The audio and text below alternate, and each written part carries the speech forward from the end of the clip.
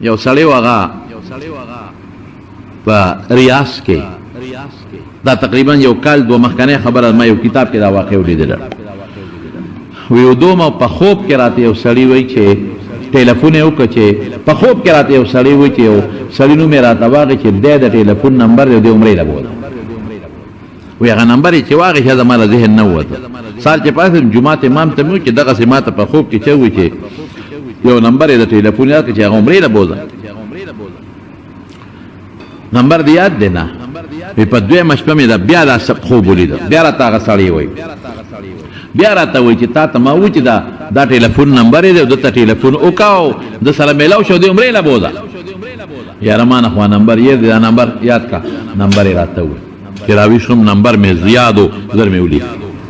امام صاحب ته مې بیا و چې نمبر خو مې یاد دی دا نمبر دی څوکم یو شپه بیا صبر وکړه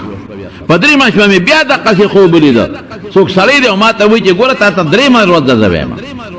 او دا نمبر یې دی او فورا دا سړي ته ټلیفون وکړه عمرې لی بوله هغه نمبر یې راته یاد کړه چې راوي شوم همغه نمبر مې ذهن کې ټلیفون مې ورته وکړه ما یې بھائی زه ته عمرې لی بوځم ته کوم ځای او ته څوک یې او ته عمرې لی بوځم څومره خرچه چې کېږي دی پتا کوم وی هغه داسې په خړط خړط وخاندل چې موږ مونځ نه کوو ته مو عمرو له بوځې عمرو جیم کله نیسو کله نیسو ته مونږ عمرو له بوځې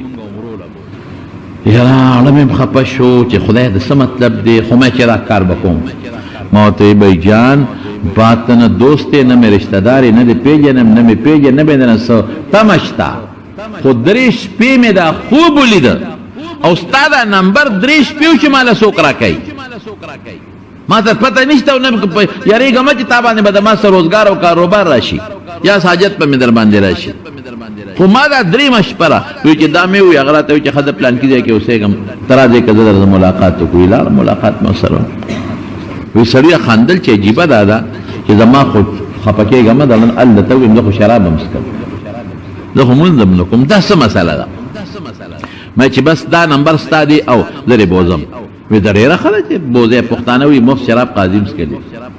د عمرې له مې بوتلم وی چې بو مې ته احرام یې وتړه طواف مې پرې وکړ وی چې طواف کې تاویږي نو دا سړي باندې اثر وشو ډېر ښه طواف یې وکړ چې بیا سایه کوي صفا مروه په منځ کې ډېر ښه اطمینان سره سایه وکړه بیا چې کله د عمرې نه فارغ شو مونږ واپس ځو خو ده ما ته وی چې ګوره ما به خپل کور ته واپس را رسېږي نه په لار به مې نه پرېږدې یوازې زه تنګېږم چې کله طواف نه فارغ شو سای نه فارغ شو عمرې نه فارغ شو سر د مخره ما مې خوره وی دې ما ته وی چې ځو مې او بیا راځي یو 2 منټو لري حرم ته ځم یو 2 رکعاته مونځ کوم بیا ځو ما ډېره ښه خبره ده زه به هم وکړم وی چې حرم ته څنګه نه ننوتو ما خپل 2 رکعاته وکړل او دې په لومړي رکعات کې په سجده پروت سر نه اوچتی یا خدای پاک هلکه ما مونځ کو تاسو په لومبه سجدې نه سر نه پورته کړی ناستم خو سړی هم هغسې پروت دی هلته خو پولیس والی ویسې نه څه جنجال جوړ د موازو کې چې دا زما ملګری وختي په سجده پروت دی چې هغه وړقو چې ویړقو ساتې وته ومړو خیر لاش مې اوچت کول او کور ته مې ورسول کور والا ته مې دغه چلو شو خو بس ټول د خدای طرف نه وه بیبي نه مې تپوس وکړه چې دې سړي څه کار کړی وایي چې دا خو ډېر بې المازه و ده سره خو زما په مانځه جګړې وي دا خو ډېر روژه خور و زما به سره په روژه جګړو چې روژه نیسه دا خو ډېر شرابي موت ظالمه خدای نه منې الله به درنه تپوس کړي شراب څکې دا خو ډېر شرابي نه څه کړي دي یاره یو عمل یې کړی دی دا څه دي وایي زمونږ په دې ګاونډ کې یو ښځه وه د هغې خاوند مړ شو ډېر عجزانان غریبانان نو چې خاوند به څه مزدوري کوله څه نوړی روټۍ به یې راوړله ډېر عجزانان و په هغې به د بچو ګزاره کېدله یو سړی مړ شو چې مړ شو نو خلک دې مړو له روټۍ راوړي دا مې دې پورې وي چې په مړو مه دې راکېږې چې کم کور کې مړ شي په خپله وله روټۍ یوسئ هغه غریبانان په غم کې پراته دي د جمعه او د څلوېښتې او د درېیمه ده او د دنیا د سار نه 8 بجې ناست تر ماسپښینه پورې په ډېرۍ په 10-12 دیګو کار نه کېږي هغه غریب د ښځې کالي خرڅ کړي یا ولا څاروي خرڅ کړي یا ولا ځمکه خرڅ کړي ولې خلک راته ناست دي نه دا به بالکل نه کوې ګوره دا زما ومنې دا خبره ته د حقیقت کومه په درېیمه کې یا په جمعه کې مړي دومره قسم په خدای خلکو د ګران شي چې دا مونږ ته خلک دا ځکه چې مونږ ته خلک شکایت کوي مخکې ورځو کې ماته چا وایي چې مهرباني لږ په تقریر کې دا ووایه مونږ خو بېخ ووته بېخه مو وت خلک راشي بس په درېیمه ډېرۍ مونږ خو یو دیګرو چې نه شو پخولی او په بلا شی را باندې ډېرۍ څه ورسره وکړو بېشاله دې نه شو یا په جمعه کې راکړه خپل او پردي ټول پراته لکه خو راوړې ولا کنه. خیر زمارونو خبره مې دې پورې کوله چې وې دا صرف یو کار دی چې دلته هغه سړی مړ شو ښځه کونډه پاتې شو ماشومان بچي پاتې شو نو خلکو 3 ورځو پورې روټۍ ولې یوړه یو ویله د هغه ښځې غریبې مزدوري خو بنده شو ځکه خاوند مړ شو ښځې خو بار مزدوري کولی نه شوه 3 ورځې خوا ښځې او بچي خوراک وکړه بس څلورمه ورځ څه نشته چې نشته نو هغه ښځې په لوښو کې څه د خلکو نه هغه 3 ورځې چې څه پاتې ماتې وو هغه یې ګرم کړل په بچو باندې خوړل څلورمه ورځ هم تېره شوه په 5مه ورځ بیا څه نشته خلکو هم روټۍ بنده کړه مزدوري هم نشته دې ښځې کور کې څه کبال مبال وغیره غونډ کړه وغیره خرڅ کړه کبال مبال په هغې څه واخېستل بچو خوړل ورځ به په هغې ګزاره وشوه بیا څه نشته کور کې چې کوم زیاتي لوښي موښي وغیره خرڅ کړل هغې په بچو خوړل بیا څه نشته خیر دا ښځه لاړه یو دوکاندار له په پرده کې دوکاندار ته وایي چې یاره زه راغلی مو ما له لږ قرض وړه راکړه او بچي راته نار دي نن 2مه 3مه ورځ ده جاړي راته ماشومان د لوګین او سوال هم ګناه ده نشم کولی او قرض راله راکړه چې ته زه کوشش کوم په چا سره مزدوره شوم یا چېته کور کې نوکره شوم او چا را باندې خدمت وکړه در به کړم هغې زه خپل کار کوه نیکبخت دی تاله قرض را تا ته پلار خاوند هم نشته بچي دې واړه دي ته ماله څه راکړې ویې رټله دا غریب واپس راله اوس دا هم وږې ده زامن هم وږي دي ماشومان بچي هم وږي دي دې کې مشر زوی دا 7 کالو نه جوړه شو دا لوګې دا لاسه غریب نه جوړه مور ورته سر ته ناسته ده آها خدای د داسې حال نه مو ساتي او مور ولا په سر باندې زور کوي د هغه غریب تبه ده او د لوګې د لاسه تبه ده او جاړې چغې وایي مورې خېټه مې خوږېږي مورې دړ مې دی مورې زما خېټه خوږېږي مور ورته سر ته ناسته ده په سر زور کوي او ماشومه خورې ده د 5 کالو یا 5 کالو غالبا هغه ولا او نور ماشومان خواړه دي اوبه راوړي کله په سر اچوي او د بیجان له کله په خپو اچوي چې د ما رور به جوړ شي ناستي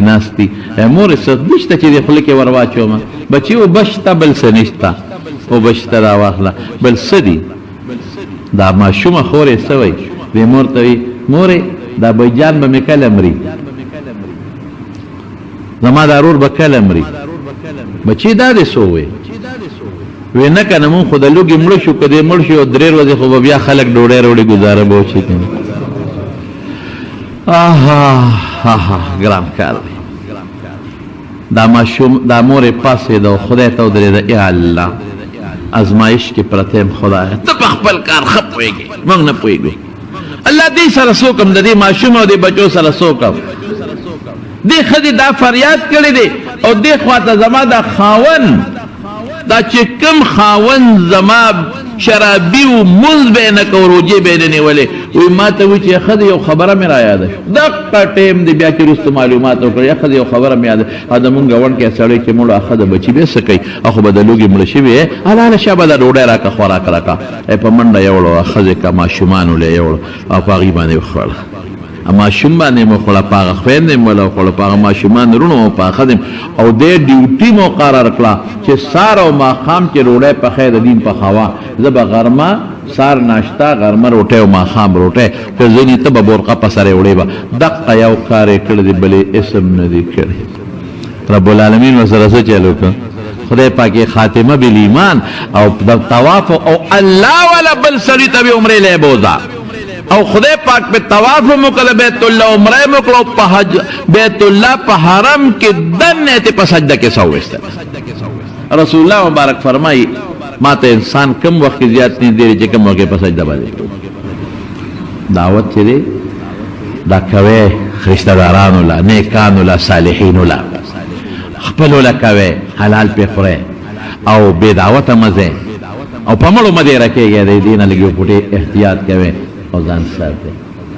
او که یو سړی داسې وي چې هغه دعوت پریزي نشیتلی یا مشکلات وي ورسره کور ته ولې یوسه ماما دې دی تره دې دی ترور دې دا غریبانان دي یا بل څوک دي ها دعوه نقد ور مولانا شرف علي تانوي رحمت الله علیه دا مې د شیخ صاحب نو ورېدلی شیخ رنجان شهید رحمت الله علیه او مولانا شرف علي صاحب په کتاب کې مې ولیدل درې قسمه دعوت ته درې قسمه یو دا دعوت چې ته دعوت کې او سوترو غواړي او کور په روټه اخري وی دا ادنا دعوت وی دا چې څوک دې چاله څوک درو غفتل نو اده مکړو او ځان دې مکړو خزه بچی دې مکړو وی دوی متوسط دعوت ته ادا دې چې کور پوخ کې او مېلمه کور ته یوس که زه پرېږده څه به یې کړومه نو یې ښځه بچي دې مو کړو ځان هم خو مېلمه د کړونه بچ بل مېلمه به یې مخوري کور ښځه بچي به یې مو سره وخوري په هغې به ډېر خوشحاله شي او اعلی دعوت دا چې نغدې وله ورکړي ښځه بچي دې د کړونه خلاص کړه په نغدو هغه خوښه ده که جامې پې ځان لالي که ډوډۍ اخلي که چرګ خوري او که پیسې خوري